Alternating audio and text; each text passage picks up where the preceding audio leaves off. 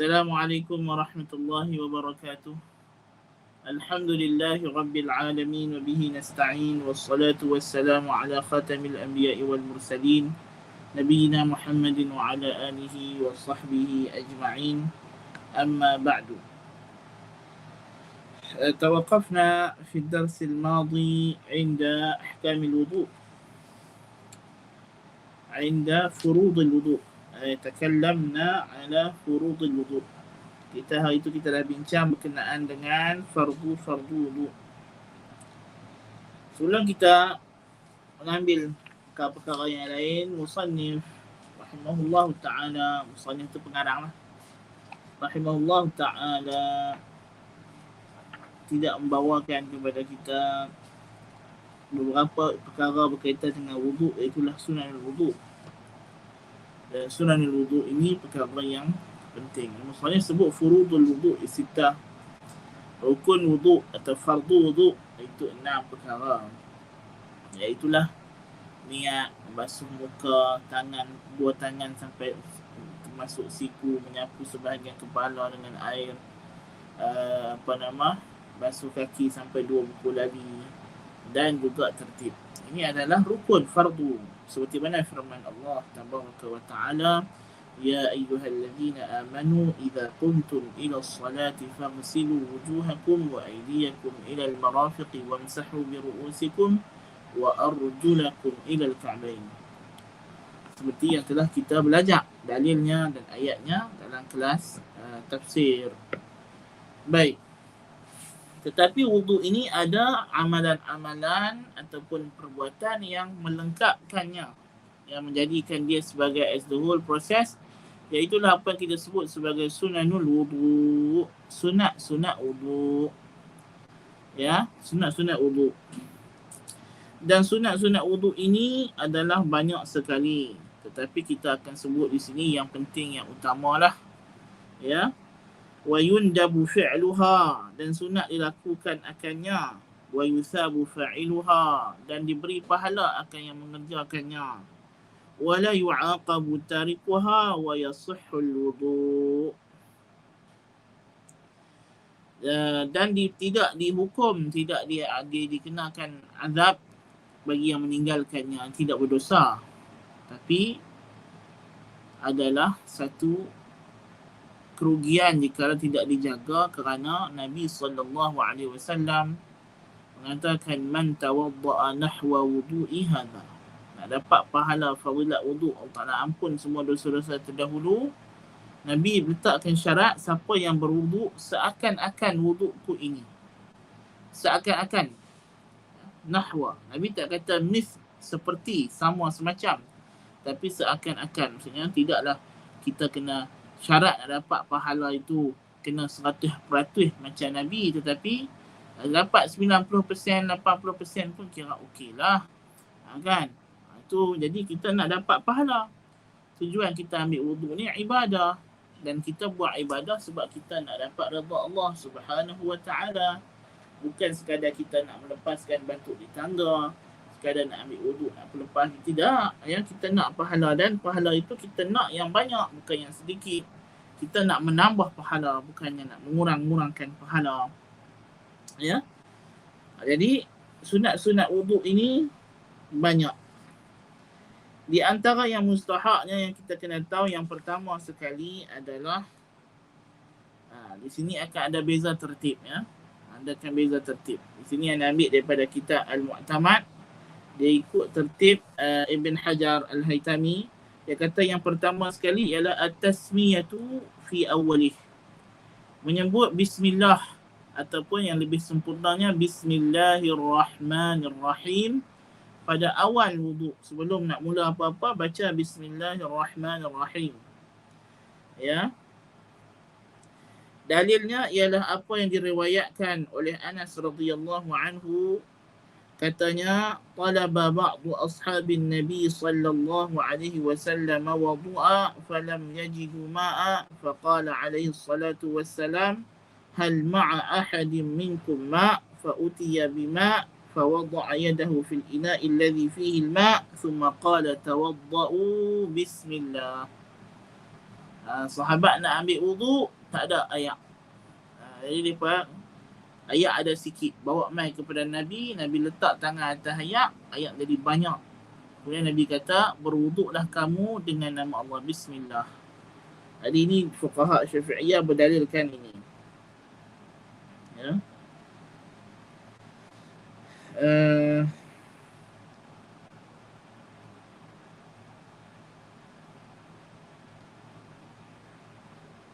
Dan ianya bukanlah satu kewajipan, bukannya wajib. Kerana ulama Syafi'iyah menyatakan bahawa rukun wuduk itu apa yang terkandung dalam ayat suratul An-Nisa dan suratul Maidah. Itu ada rukun. Adapun yang datang tambahan daripada itu adalah sunnah ataupun mandub. Dan dalam hadis yang lain riwayat daripada Abu Hurairah, Nabi SAW bersabda, "Man tawadda'a wa lam yadhkur ismallahi alaihi kana tahuran lima marra alaihi al-ma'." Siapa yang berwuduk dan tidak menyebut nama Allah, tidak menyebut bismillah, maka ianya tetap mensucikan anggota wuduknya. Jadi Nabi kata, walaupun yang tak sebut nama Allah, tetap mensucikan anggota wuduknya. Jadi ini adalah sunat yang pertama, tasmiyah. Ini di sisi Ibn Hajar Al-Haytami rahimahullah, yang mu'tamad di sisi beliau adalah mulakan dengan tasmiyah, menyebut bismillah. Adapun di sisi muhaqqiqin yang lain seperti Ar-Ramli, maka yang mula awal sekali ialah siwak, bersugi. As-siwak itu yang mula awal sekali. Maknanya bersugi ni di sisi ulama Syafi'iyah yang lain, yang jumhur, ialah sebelum daripada bismillah. Ibn Hajar rahimahullah ta'ala, kalau kita nak berwuduk cara Ibn Hajar rahimahullah ta'ala, ya, cara Ibn Hajar ni bukan cara dia buat, tapi cara yang dia tarjih, cara yang dia istinbat daripada pendapat fuqaha Syafi'iyah, imam-imam mujtahid mazhab kita yang mengistinbatkannya daripada hadis-hadis, dalil-dalil yang mu'tabarah. Iaitulah kita bersugi, bersiwak. Tapi siwak yang pertama adalah untuk tasmiyah. Intabihu jayidah.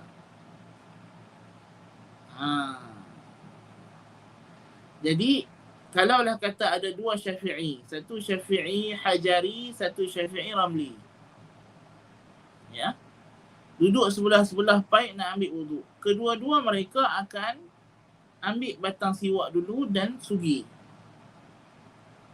ya, sama-sama, tetapi sugi sebab berbeza.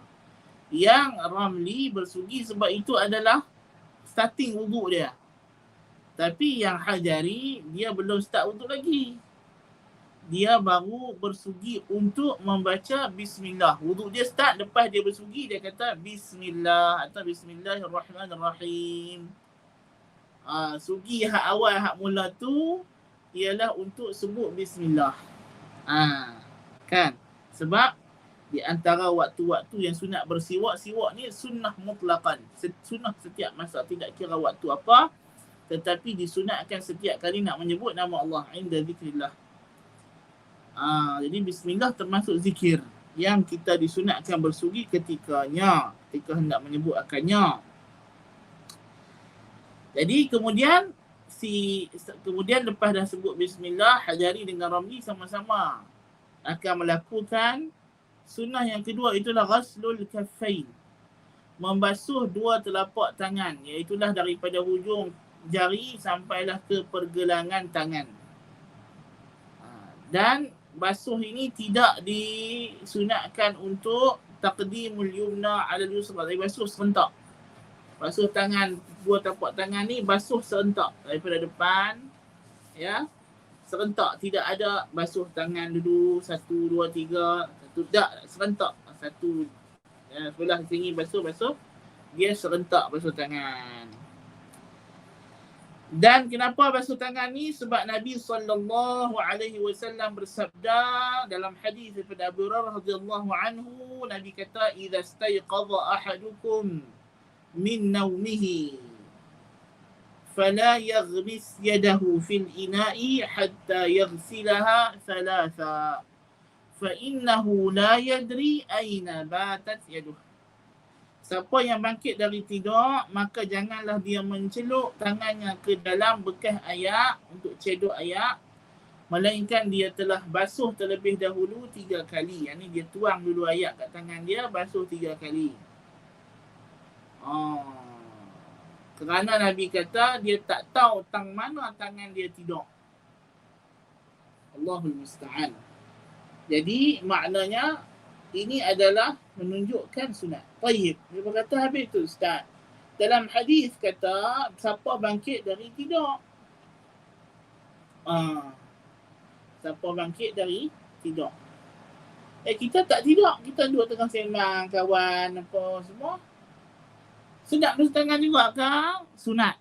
Kenapa sunat? Pasal Nabi sebut bangkit tidur. Tapi apa makna bangkit tidur di sini? Iaitu satu keadaan yang ada kemungkinan tangan kita itu ada kotoran. Yang kemungkinan tangan kita itu ada kotoran. Takut mencemar air dan mencemar habis anggota wuduk yang lain kalau kita tak basuh. Ya. Kalau tangan dia tu memang ada kotoran, wajib mencuci lah. Tapi ini ihtimal.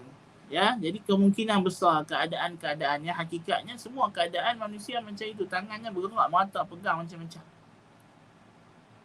Cuma Nabi sebut keadaan yang paling kuat lah. Yang paling kuat sekali istibah itu adalah waktu tidur.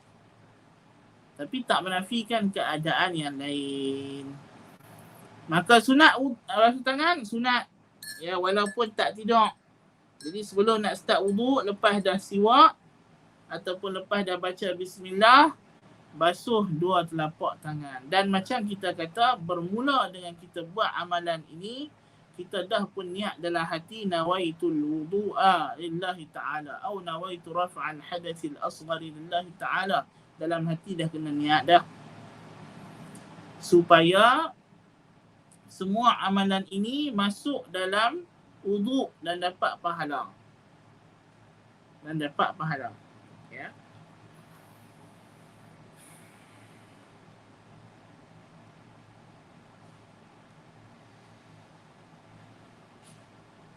Itu adalah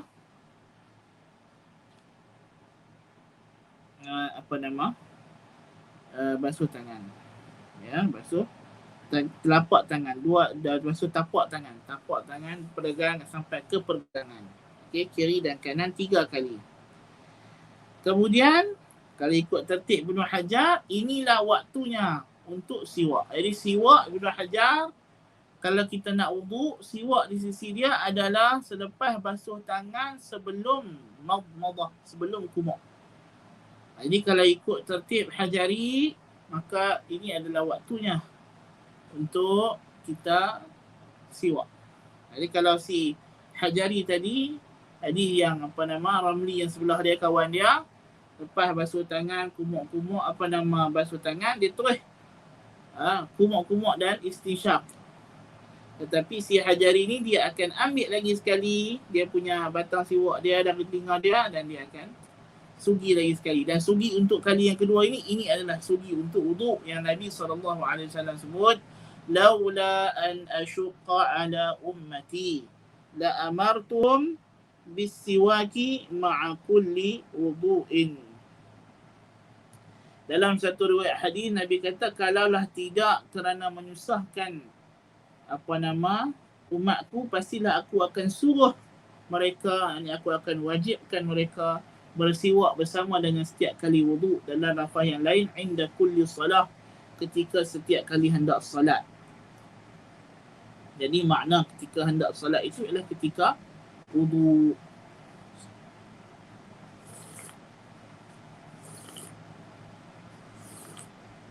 Walaupun ulama kata untuk dalam rangka beramal, menjamakkan semua riwayat hadis, kita siwak lagi sekali bila kita nak takbiratul ihram. Ya.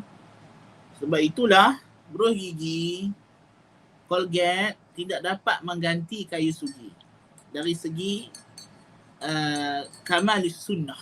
Dia mungkin boleh mengganti dari segi aslus sunnah. Jadi kalau kita brush gigi, kita dapat asal sunnah. Tapi tidak bermakna brush gigi ni boleh mengganti terus kayu sugi dengan makna kata kita tak payah dah ada kayu sugi. Dah. Pasal kayu sugi ni dia boleh bawa merata. Dan kita kena ingat ya, menggunakan kayu arak itu, kayu batang sugi itu sendiri adalah sunnah dalam bersugi. Itu sunnah mustaqil pula dalam bersugi. Ya, jadi menggunakan kayu itu sendiri adalah sunnah tersendiri pula. Kan, jadi kayu sugi tetap menjadi lambang kepada sunnah yang diamalkan oleh umat Islam. Jadi brush gigi hebat macam mana pun tak boleh nak ganti kayu sugi, sebab kayu sugi ni boleh dibawa ke mana-mana, masuk dalam masjid, duduk dalam kelas, atas mimbar khatib. Sebab banyak waktu kita nak kenal sugi. Kan? So sugi ni sangat dia adalah sunnah yang tidak kira masa, sepanjang masa. Kan? Jadi dia tak sama macam brush gigi yang hanya kena yang kalau kita nak brush Colgate apa tu, mungkinlah waktu kita mandi, tidur kan. Tapi sugi ni dia boleh pakai rata-rata. Naam. Kemudian sunnah seterusnya adalah al-madmadatu wal-istinsyaq. Berkumur-kumur dengan makna memasukkan air ke dalam mulut dan menjalankannya. Yang ni berkumur-kumur bukan sekadar masuk dan luar, tapi berkumur-kumur. Dan istinsyaq dan istinthar, yakni memasukkan air ke dalam hidung dan ditarik, disedut sampai ke hujung ke pangkal hidung, kemudian dihembus, istinthar, dikeluarkan supaya keluar segala kotoran dalam hidung. Ya. Dalam hadis Laqit ibn Sabirah, Nabi SAW bersabda, asbighil wudu'a wa khallilil asabi'a wa baligh fil istinsyaq illa an takuna sa'ima. Nabi kata sempurnakan wudu, asbighil wudu. Maksudnya ambil wudu tu dalam sempurna, lebihkan sedikit ya basuhan anggota wudu, dan selat-selatlah celah-celah jari, dan bersungguh-sungguhlah dalam istinsyaq, dalam menyedut air, melainkan dalam kamu puasa. Kalau puasa jangan berlebih-lebihan. Jangan berlebih-lebihan, sebab takut kalau tersedut air batal. Dan hadis sifat wuduk Nabi daripada Abdullah bin Zaid yang masyhur, cara Nabi ambil wuduk itu fatamadmada wastanshaqa wastanthara bi 3 gharafat. Nabi berkumur-kumur dan menyedut air ke dalam hidung dan menghembuskannya keluar dengan 3 kali cedok. Di sini kaifiat yang kaifiat yang ada beberapa kaifiat ya. Jadi madmadah dengan istinsyaq ni dia boleh 3 kali cedok atau 6 kali cedok. Maknanya 6 kali itu asing-asing. Madmadah dulu, ataupun 1 cedok untuk madmadah, 1 cedok untuk istinsyaq, untuk sedut dalam hidung ya. Tetapi yang afdalnya, kaifiat yang afdalnya ialah kita ambil air 1 cedok tapak tangan, sebahagiannya kita masukkan ke dalam mulut dan lebihannya dimasukkan ke dalam hidung. Maksudnya 1 cedok tu bahagi 2, 1 untuk mulut, 1 untuk hidung. Ya. Dan setelah dilepaskan air daripada mulut, diludah, dikeluarkan air. Bukan ludah macam kita ludah air liur tu, ludah maksudnya dikeluarkan air daripada mulut, dihembus keluar pula air daripada hidung. Kan? itulah demikian cedokan yang kedua, dan cedokan yang ketiga dibahagi half-half. Ini yang afdal. Ini yang afdal, cara yang afdal yang datang dalam banyak riwayat-riwayat hadis, dan ada juga riwayat yang kata dia lakukan berasingan. Maksudnya satu cedok untuk mulut, dah 3 kali untuk mulut, cedok pula untuk hidung 3 kali. Jadi 6 kali cedok. Itu dia panggil at-tafriq. Itu dia memisahkan. Ya. Baik.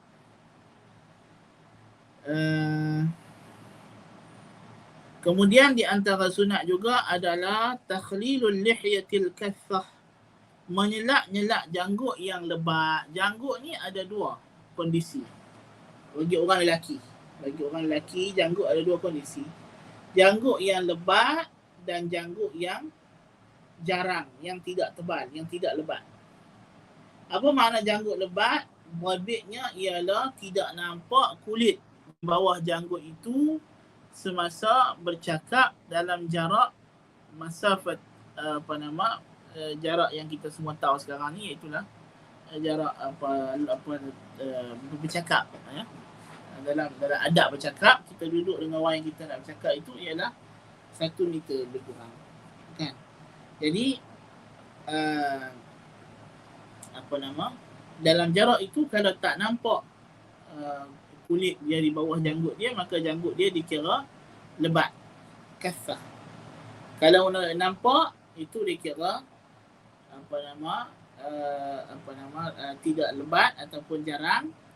Jadi janggut yang jarang, yang nampak kulit, warna kulitnya dia celah janggut, maka ini wajib dia menyampaikan air di celah janggut. Maksudnya dia wajib sampaikan air di kulit yang duduk di bawah janggut dia. Ya. Kalau tidak ada cara melainkan dengan menyelak-nyelak janggutnya, maka dia wajib buat macam itu. Kalau ayat tu sampai dengan dia sapu ke atas, tak apa, tak ada masalah. Jadi kalau ada pun janggut yang lebat, dia tak wajib. Tetapi sunat. Maka sunat untuk dia menyelak-nyelak janggutnya. Sunat. Sebab dia tak wajib nak sampaikan ayat ke celah-celah janggut, maka dia menyelak-nyelak janggutnya dengan tangan, dengan jari dia arah bawah. Beginilah.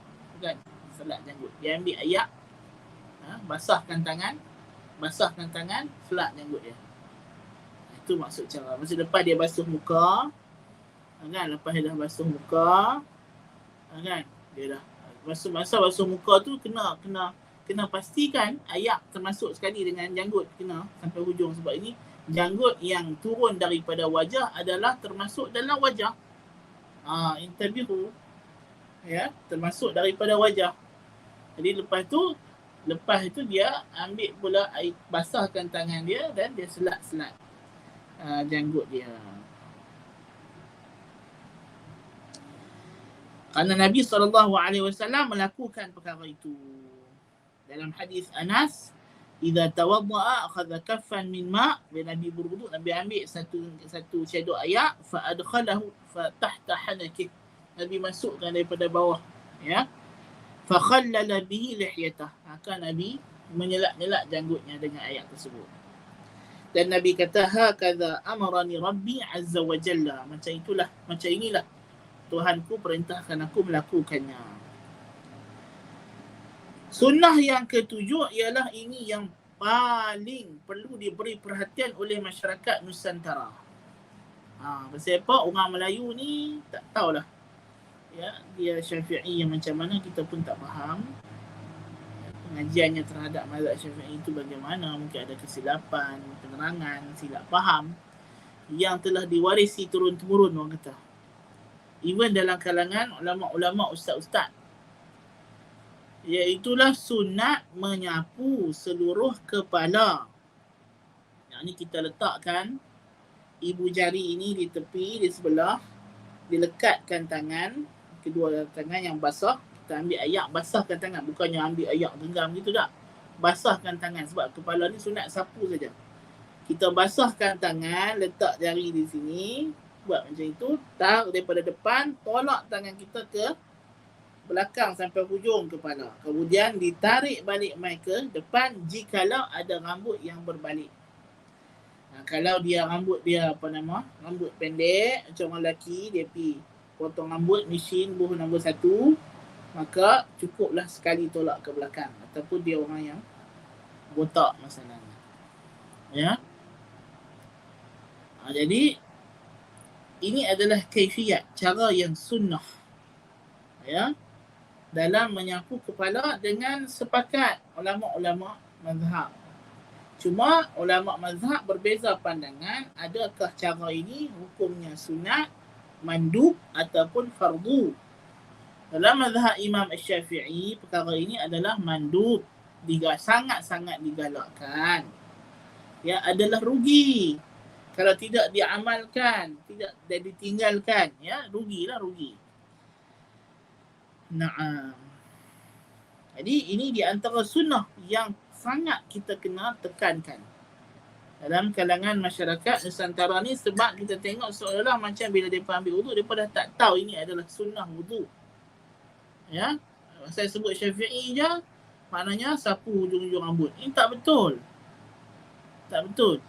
Ya, apatah lagi orang yang rambut panjang. Kan? Lebih teruk lagi kalau dia rambut panjang, rambut dia terjuntai gitu. Dia nak ambil wuduk punya malah dia tepuk dekat rambut dia macam tu. Boleh tak? Sah tak? Tak boleh, sebab syarat nak sapu atas rambut mestilah apa dia kita abang itu, rambut tu mesti duduk dalam hak kepala. Rambut hak berjuluk keluar daripada kawasan kepala ni tak dikira daripada kepala. Kalau dia sapu sekadar rambut itu sahaja, maka wuduk tidak sah. Ya. Ini intabihu. Naam.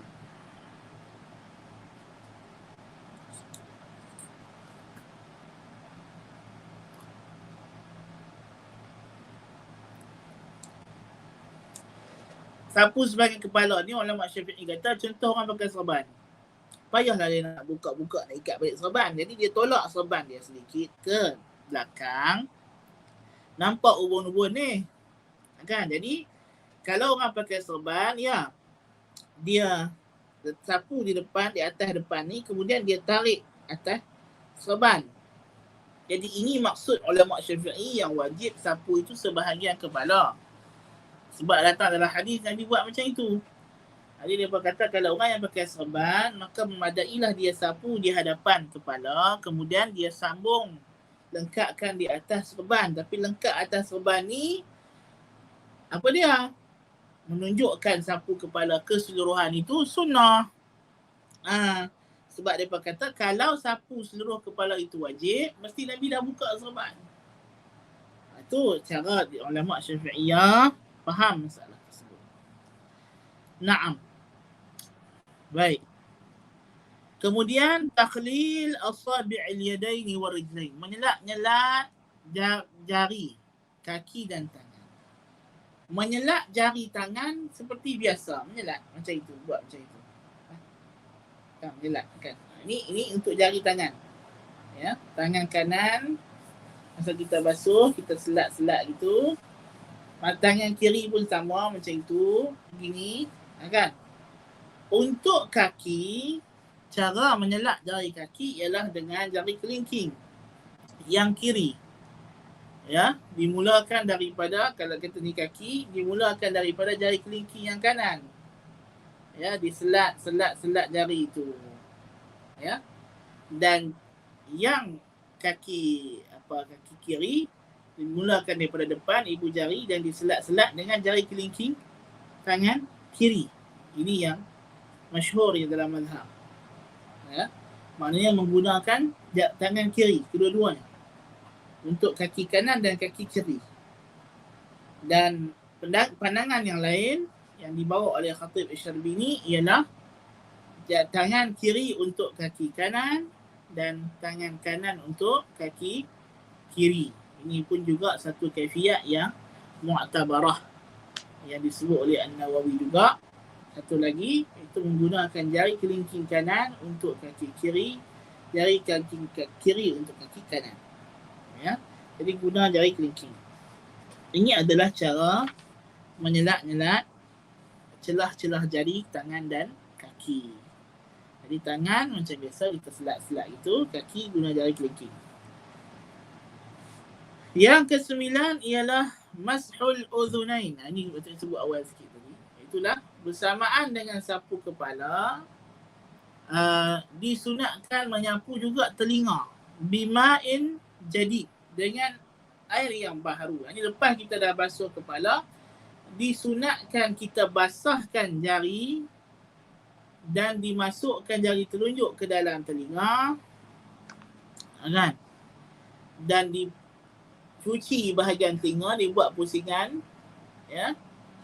Dan jari ibu jari di luar ini tolak yang di bahagian luar daripada bawah ke atas. Dia berlawanan lah, jari dalam pusing macam itu, kan? Jari ibu jari pusing begitu, kan? Jadi ini adalah cara menyapu telinga dengan air, ya. Dan sunat ambil air yang baru, bukan lebihan air sapuan kepala, ya. Dan telinga, hakikatnya telinga ini kata ulama syafi'i dalam wudu ada 9 ataupun 12 kali ia dibasuh, disapu, ya. 3 kali itu bersamaan dengan muka, sebab bila kita basuh muka disunatkan kita cuci sekali dengan telinga. So 3 lah. 3. Okey. Kemudian masa basuh kepala pun, ya, sunat juga cuci telinga, sebab keluar daripada khilaf yang kata telinga terbahagian daripada kepala. Sebab ada ulama kata telinga masuk kepala ni wajib basuh dengan telinga kepala ini, kan? Kalau yang itu maknanya nak keluar daripada khilaf, maka ulama Syafi'iyah kata sunat masa dia sapu kepala, lebihan ada ayak lagi tangan dia cuci telinga sekali. Dah berapa dah? 6. Kemudian sunat cuci telinga, sapu telinga dengan ayak baru lepas daripada kepala. Jadi berapa dah? 9. Okey, 9. Kemudian setelah dicuci dengan jari dalam dan luar telinga, dibasahkan tapak tangan dan dilekapkan di telinga kanan dan kiri serentak 3 kali. Istidharan, ini supaya ayak tu semua kena telinga. Maka lepas dia dah cuci jari 3 kali, dia basahkan tapak tangan dia dan dia letak tangan dia dekat telinga ni 3 kali, supaya telinga dia basah kena ayak semua. Jadi cuci telinga berapa kali? Lepas nama sapu telinga dengan ayak berapa kali? 12 kali.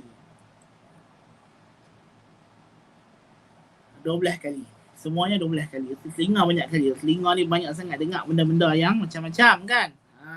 Banyak dosa dalam telinga ni. Allahul musta'an. Naam. Di antara sunat wudu yang utama juga ialah tathlithul ghusli wal mashi. Tathlithul wudu hakikatnya. Musannif di sini yang dalam kitab Mu'tamad ni dia kata menigakan basuhan dan sapuan. Jadi basuh disunatkan supaya kita menambah lebih daripada basuh sekali basuh. Berdasarkan hadis Nabi sallallahu alaihi wasallam, kerana Nabi tawaddu'a thalathan. Nabi 3 kali. Kemudian Nabi kata faman zada aw naqas faqad asaa wa zalam. Siapa yang tambah atau kurang, maka dia telah melakukan benda yang tidak elok dan menzalimi, mengurangkan hak. Tetapi telah ijma' ulama yang wajib itu sekali basuhan yang sempurna. Basuhan maksudnya kalau dia dah basuh muka sekali, semua kena ayak rata, maka dia tak wajib lagi basuh yang kali kedua dan kali ketiga. Tetapi sunat untuk dia basuh yang kali kedua dan kali ketiga, macam kita cerita istinja. Istinja wajib wajib 3 kali, tapi maksudnya sunat untuk dia berhenti pada bilangan witir dalam istinja kan. Lebih kurang macam tu konsep dia. Walaupun dah cuci pada bilangan yang keempat masalahnya, kena tambah yang kelima supaya berhenti pada bilangan ganjil. Yang wuduk pula, konsep dia adalah setelah mana kita dah cuci, dah basuh anggota wuduk dengan sempurna pada basuhan yang pertama, dan itu dituntut. Basuhan pertama pastikan lengkap. Ya. Maka disunatkan untuk tambah lagi 2 kali basuhan tambahan. Macam mandi juga. Mandi pun sama. Mandi orang mati, mandi orang hidup sama. Kan? Pun 3 kali juga. Setelah mana sempurna. Kalau tak sempurna, itu wajib.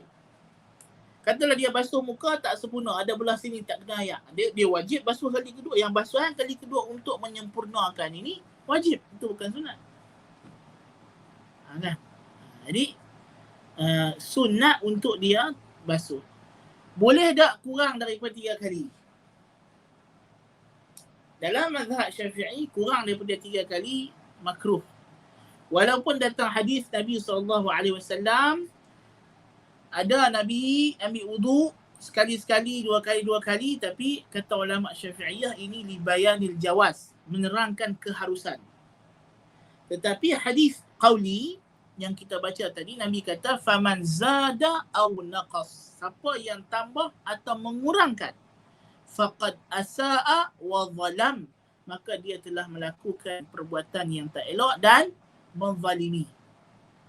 Jadi hadis qauli menunjukkan bahawa seolah-olahnya basuh 3 kali itu wajib. Tetapi Nabi basuh sekali dan 2 kali untuk mengalihkan maksud wajib ini kepada sunnah, tetapi tidak menafikan karahah. Tidak menafikan karahah. Yani tidak menafikan makruh kalau dia ambil wuduk kurang daripada 3 kali. Dan taslis ini yang disunatkan ialah al-wudu, taslisul wudu. Bukan sahaja basuhan dan sapuan, maksudnya including kepala, including sapu kepala juga 3 kali. Bahkan semua perbuatan wudu termasuklah tasmiyah dan doa. Yani bismillahirrahmanirrahim 3 kali juga. Bismillah, bismillah, bismillah, bismillahirrahmanirrahim, bismillahirrahmanirrahim, bismillahirrahmanirrahim. Basuh tangan dia tadi. Dah habis wudu, baca doa pun 3 kali. Kan?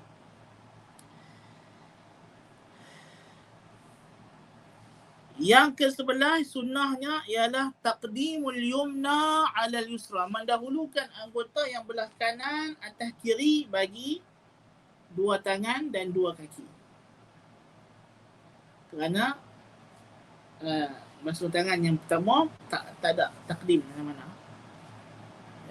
Kepala serentak, telinga serentak. Yang lelaki adalah tangan dengan kaki. Ini adalah sunnah mendahulukan yang belah kanan. Dan yang ke-12 sunnah untuk ad-dalk, menggosok-gosok. Kalau dia guna batang paip, dia jira, boleh tak? Boleh. Dia tak gosok pun tak apa. Kan? Ataupun dia ada bekas yang asing-asing, satu bekas untuk tangan, satu bekas untuk kaki. Dia celup tangan dia dalam baldi, tarik keluar. Lepas tu tak boleh pakai lah sebab mustamal kan. Tapi dia ambil ayat, ada baldi lain pula, celup pula tangan kanan, celup pula kaki kanan. Dia ada 4 baldi, dia celup ya. Ataupun ayat yang banyak, dia berendam sekali dalam macam orang terjun sungai kan, dia terjun sungai, dia niat kan, sah tak wudu? Wudu sah walaupun dia tak sapu apa, sebab kena air habis satu badan. Kan. Tapi sunat untuk kita gosok-gosok anggota wudu ya, yang dibasuh. Yang dibasuh lah, yang disapu tak perlu. Yang ke-13 sunat al-muwalah. Al-muwalah ni maknanya ialah berturut-turut. Yang ni dibasuh the next anggota sebelum kering, anggota yang sebelumnya. itu adalah sunnah. Tetapi muwalat ni jadi wajib pada kondisi orang yang daimul hadas, orang yang istihadah, wanita yang istihadah, ataupun orang yang penyakit kencing tak lawas masalahnya, yang kencing dia keluar sahaja. Maka untuk orang yang macam ini, orang yang ada taharah ahli al-a'dzar, maka muwalat ni adalah wajib. Ya.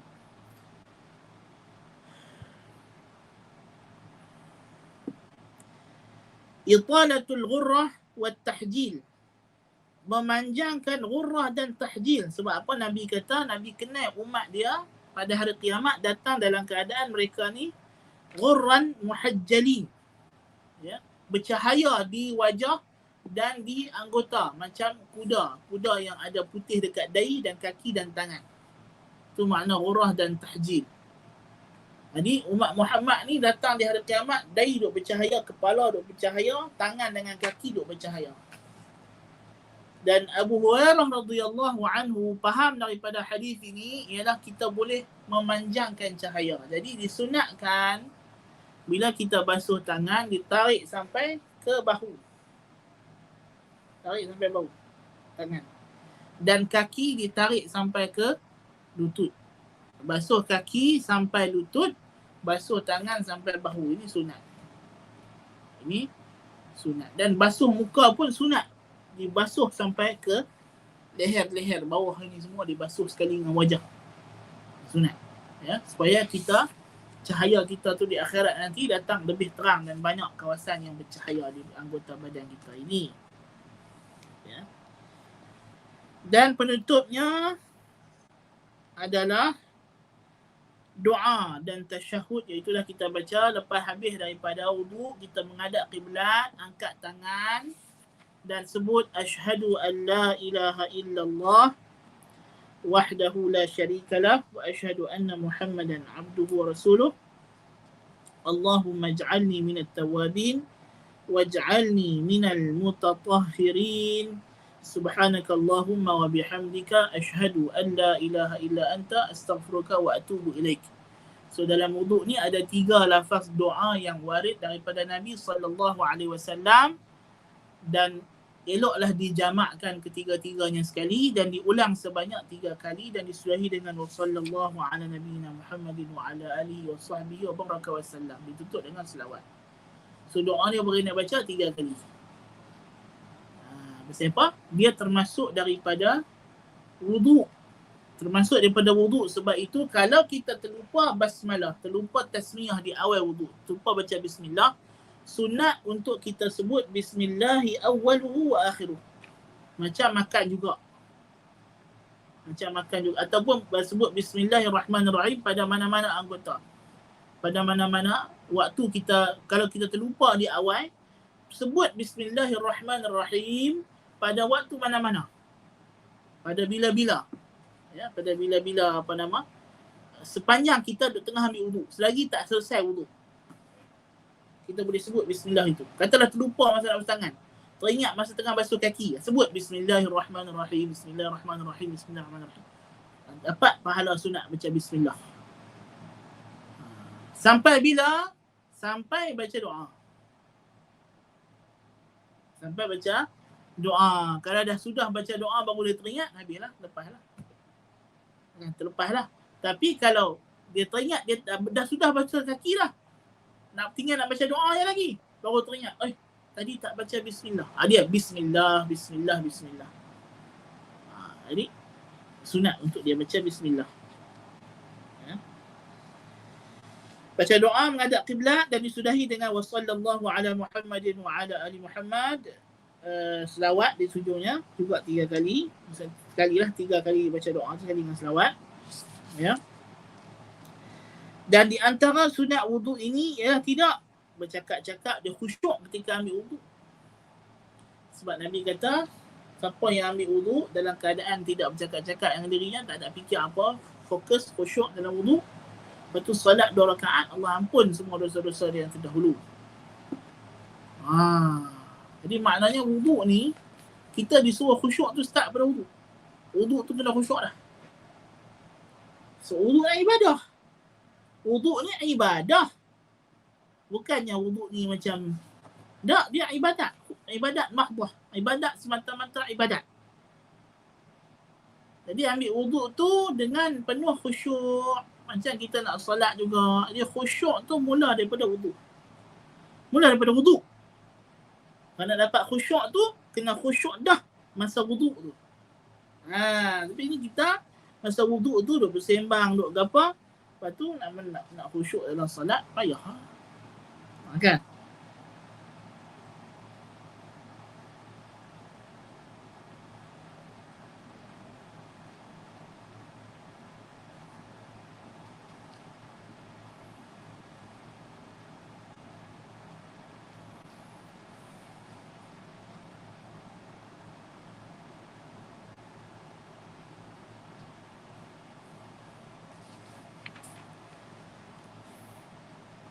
Dan di antara sunat-sunat wuduk juga yang mana kalau kita buat benda ini boleh jadi makruh ataupun khilaful aula. Khilaful aula. Menyelisih yang utama. Di antaranya tadi bercakap-cakap. Tinggal cakap-cakap tu sunat, mustahab. Meninggalkan berlebih-lebihan, membazir dalam air. Penggunaan air. Membazir itu sebenarnya benda yang dilarang. Ya, kalau dia wuduk dalam keadaan bazir, itu menyebabkan wuduknya jadi kurang pahala. Jadi makruh. Menampak muka dengan air. Jangan dush air kat muka kan. Tak boleh. Tak bagus itu. Kan? Yukrah nafdul yadain. Dia dan kata ulama Syafi'iyah makruh untuk dia mengeringkan anggota wuduk. Selepas daripada wuduk, dia tak boleh even sisihkan air bertangan pun, kepak-kepak tangan pun tak ada. Kepak-kepak tangan pun tak boleh. Kan? Bukannya dah haram tapi makruh ataupun khilaful aula. Kerana Nabi SAW pernah diberikan kain untuk lap badan dia lepas dia mandi, tak mahu. Wuduk. Minta orang tolong basuh tanpa uzur. Ini juga kita kata tidak digalakkan. Ya. Tarkul mubalaghah fil madmadah wal istinshaq lis-shaim. Jangan berlebih-lebihan. Bagi orang puasa, madmadah, kumuk-kumuk dengan sedut yang itu disunatkan untuk berlebih-lebihan. Kumuk tu biar sampai ke pangkal rangkum. Sedut tu biar tarik kuat sikit. Lepas tu hembus pun dengan kuat. Tapi kalau wuduk jangan buat macam tu. Wuduk. Mubalaghah ni apa? Macam mana kita nak tahu orang tu mubalaghah ke tidak? Yang pertama, mestilah dia ambil air yang banyak.